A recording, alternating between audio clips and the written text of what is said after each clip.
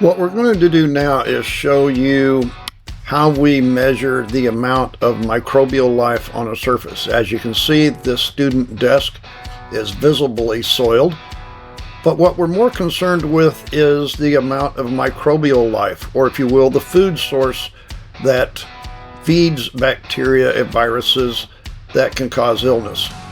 This is an ATP meter, and what the technician is doing here is simply collecting the amount of microbial life that is on the surface.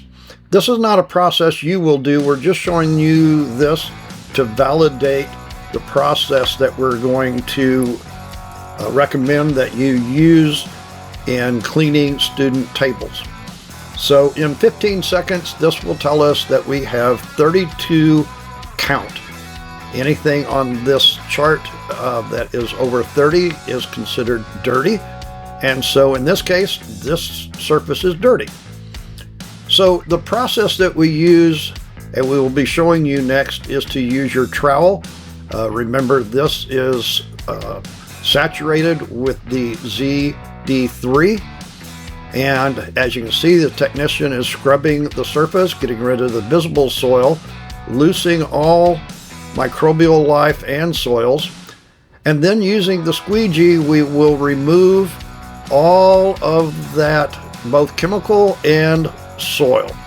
Here again, you're putting that into your rag. Be sure to wipe the edges, making sure that you're not getting any of that drip around onto the edge. Now what we're going to do is, after that has dried, we're going to collect again. And what this will do is it will show us the amount of microbial life that may or may not be left after we have done the process. The whole idea here is to get into a single digit. So again, it takes about 15 seconds once that we have put this in there and started the meter.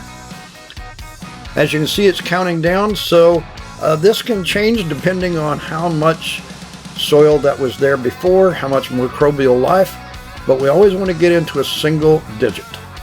And our goal has been achieved. As you can see here, we have reduced from 32 to 1.